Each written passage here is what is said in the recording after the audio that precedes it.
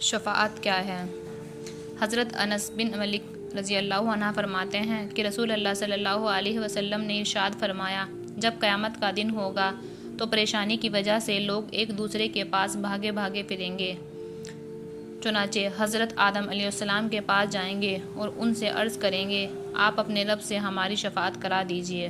وہ فرمائیں گے، میں اس قابل نہیں، تم ابراہیم علیہ السلام کے پاس جاؤ، وہ اللہ تعالیٰ کے دوست ہیں۔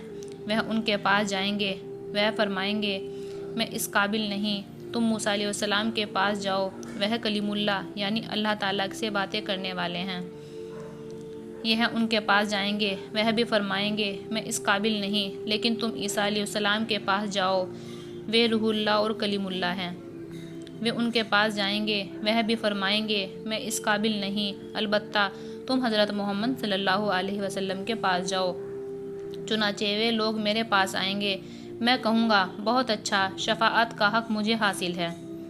اس کے بعد میں اپنے رب سے اجازت مانگوں گا، مجھے اجازت مل جائے گی، اور اللہ تعالیٰ میرے دل میں اپنی ایسی تعریفیں ڈالیں گے جو اس وقت مجھے نہیں آتی۔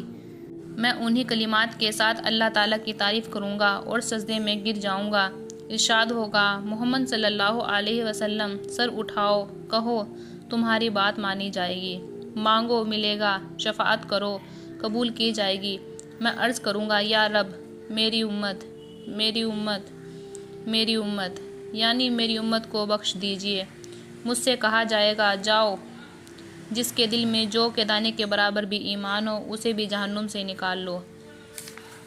میں جاؤں گا اور حکم کی تعمیل کروں گا، واپس آ کر پھر انہی کلمات کے ساتھ اللہ تعالیٰ کی تعریف کروں گا اور سجدے میں گر جاؤں گا۔ ارشاد ہوگا، محمد صلی اللہ علیہ وسلم، سر اٹھاؤ، کہو، تمہاری بات مانی جائے گی، مانگو ملے گا، شفاعت کرو، قبول کی جائے گی۔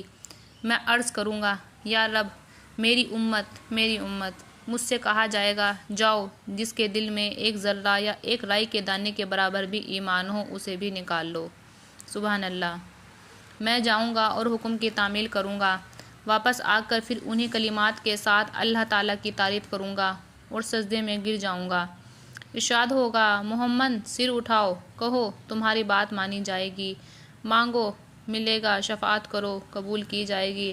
میں عرض کروں گا، یا رب، میری امت، میری امت۔ مجھ سے کہا جائے گا، جاؤ، جس کے دل میں ایک رائی کے دانے سے کم ایمان ہو اسے بھی نکال لو۔ میں جاؤں گا اور حکم کی تعمیل کر کے چوتھی مرتبہ پھر واپس آؤں گا اور پھر انہی کلمات کے ساتھ اللہ تعالیٰ کی تعریف کروں گا۔ ارشاد ہوگا، محمد صلی اللہ علیہ وسلم، سر اٹھاؤ، کہو، تمہاری بات مانی جائے گی، مانگو ملے گا، شفاعت کرو، قبول کی جائے گی۔ میں عرض کروں گا، میرے رب، مجھے ان کے نکالنے کی بھی اجازت دے دیجئے جنہوں نے کلمہ لا الہ الا اللہ پڑھا ہو۔ اللہ تعالیٰ ارشاد فرمائیں گے، میری عزت کی قسم، میرے بلند مرتبے کی قسم، میری بڑائی کی قسم اور میرے بزرگی کی قسم، جنہوں نے یہ کلمہ پڑھ لیا انہیں تو میں ضرور جہنم سے خود نکال لوں گا۔ حضرت ابو سعید خدری کی حدیث میں یہ اس طرح ہے کہ چوتھی مرتبہ آپ صلی اللہ علیہ وسلم کی بات کے جواب میں اللہ تعالیٰ ارشاد فرمائیں گے، فرشتے بھی شفاعت کر چکے، انبیاء بھی شفاعت کر چکے اور مومنین بھی شفاعت کر چکے، اب ارحم الراحمین کے علاوہ اور کوئی باقی نہیں رہا۔ چنانچہ اللہ تعالیٰ مٹھی بھر کر ایسے لوگوں کو دوزخ سے نکال لیں گے جنہوں نے پہلے کبھی کوئی خیر کا کام نہ کیا ہوگا۔ وہ لوگ دوزخ میں جل کر کوئلہ ہو چکے ہوں گے۔ جنت کے دروازوں کے سامنے ایک نہر ہے جسے نہر حیات کہا جاتا ہے۔ اللہ تعالیٰ اس میں ان لوگوں کو ڈالیں گے، وہ اس میں سے فوری طور پر تر و تازہ ہو کر نکل آئیں گے، جیسے دانہ سیلاب کے کوڑے میں پانی اور کھاد ملنے کی وجہ سے فوری اگ جاتا ہے، اور یہ لوگ موتی کی طرح صاف ستھرے اور چمکدار ہو جائیں گے۔ ان کی گردنوں سے سونے کے پٹے بندھے ہوں گے جن سے جنتی ان کو پہچانیں گے کہ یہ لوگ جہنم کی آگ سے اللہ تعالیٰ کے آزاد کر دیے گئے ہیں۔ انہیں اللہ تعالیٰ نے بغیر کسی نیک عمل کیے ہوئے جنت میں داخل کر دیا ہے۔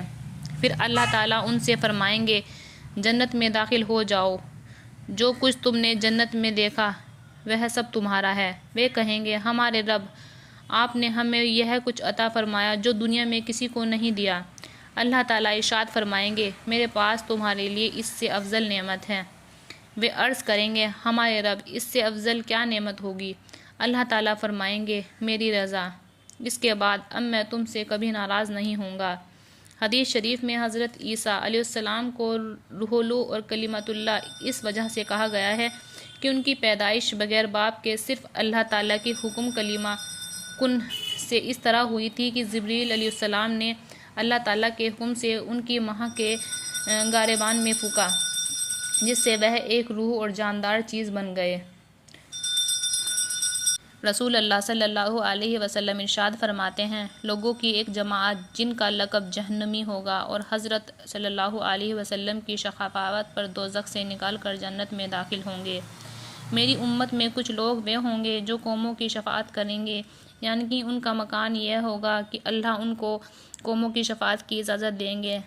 کچھ وہ ہوں گے جو قبیلے کی شفاعت کریں گے، کچھ وہ ہوں گے جو عصبہ کی شفاعت کریں گے، اور کچھ وہ ہوں گے جو ایک آدمی کی شفاعت کریں گے۔ اللہ تعالیٰ ان سب کی سفارشوں کو قبول فرمائیں گے یہاں تک کہ وہ سب جنت میں پہنچ جائیں گے۔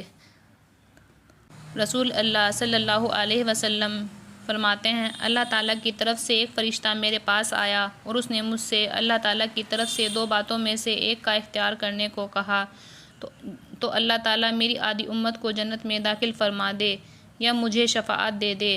تو میں نے شفاعت کے حق کو اختیار کر لیا تاکہ سارے ہی مسلمان اس سے فائدہ اٹھا سکے، کوئی محروم نہ رہے۔ چنانچہ میری شفاعت ہر اس شخص کے لیے ہوگی جو اس حال میں مرے کہ وہ اللہ تعالیٰ کے ساتھ کسی کو شریک نہ کرے۔